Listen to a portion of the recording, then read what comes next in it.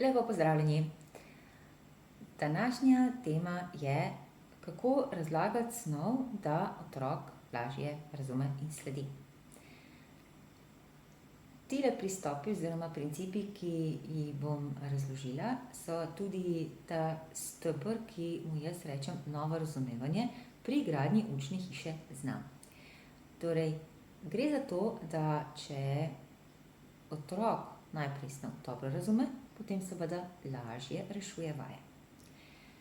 Še pri svojem pristopu uporabljam v bistvu načela, ki delujejo tako za otroke, ki so nevrotipični učenci, kot za dislektike. Še posebej za dislektike se to zelo dobro obnese, ker jim olajša sprejemanje informacij. Namreč dobro je, da za začetek snov umestimo. To pomeni, da si otrok lahko ustvari širšo sliko in potem razume, kam ta delček, o katerem se trenutno uči, paše. Kot če bi uporabili primerjavo z sestavljanjem puzzlov, torej pogledaš celo sliko na škatli in potem pogledaš, katere koščke imaš zdaj tukaj na kupu, da veš, kam bodo sodili. Recimo, če je na škatli modro nebo, modri, to gre za nebo. Zeleno, to je pa tisti del na sliki, kjer bo trava. Torej, umestitev. Potem naslednja stvar je, da je super, če snov, ki je sicer obsežna, razdelimo na manjše enote. Kaj konkretno bi bile recimo manjše enote?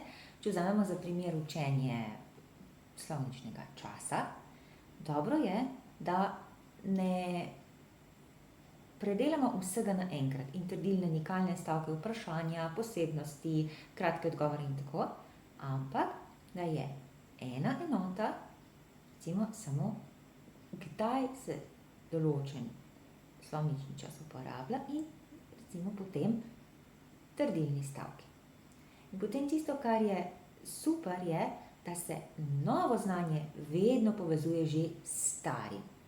Recimo, če se najprej uči čas present simple, kaj je podobno, ko potem spoznamo present continuous. Bolj, ko otroka povabimo, da sam razmisli, da sam primerja, da sam ustvarja v glavi povezave, to je pa enako, to je pa drugače, bolj pride sam do tega razumevanja. Ker če otroka vprašamo, a si razumel, bo vedno rekel, ja. Tudi če ni. Torej, to je ena stvar. Potem naslednja stvar, ki se mi zdi zelo pomembna, pa je, da potem dobi otrok tudi ob učenju neke snovi jasne in pa vizualne opombe. Recimo, da vedno z eno barvo označujemo določen slovnični čas. Tako si pomaga in da je recimo že pravilo napisano tako, da je vedno z istim barvo poudarjeno, tole mi pomaga. Zdaj, barve same po sebi so popolnoma nekoristne, če so samo za okras. Za njimi mora biti smiseln sistem. Potem naslednja stvar pa je, da gremo pri navodilih, da gremo v kratke in jasne korake. Torej, namesto da dobi otrok navodilo v nalogi dopolni mesta z ustrezno obliko glagolov present simple ali present continuous. To je lahko za nekatere otroke, kaj? Če pa to razdelimo na 3 stvari. Poišči besedo, prepoznaj čas, oblikuj glagol. Seveda otrok mora najprej slišati razlago, da ve, katere besede se poišče, kakšna mora biti oblika, kakšne čase pač pozna in potem katero obliko glagola mora upoštevati. To se razume, da že prej ve, ampak sama navodila, je bistvena razlika.